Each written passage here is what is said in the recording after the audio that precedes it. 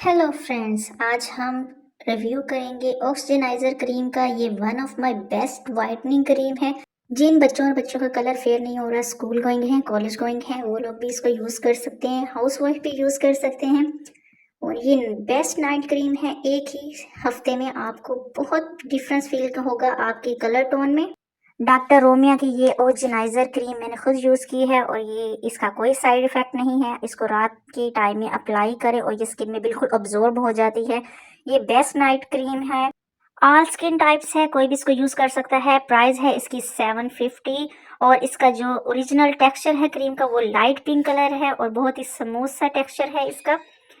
Fake product को bye मत करें। इसको अपनी ही इनकी वेबसाइट है डॉक्टर रोमिया की, वहाँ से आप बाय करें तो आपको ओरिजिनल प्रोडक्ट मिलेगी।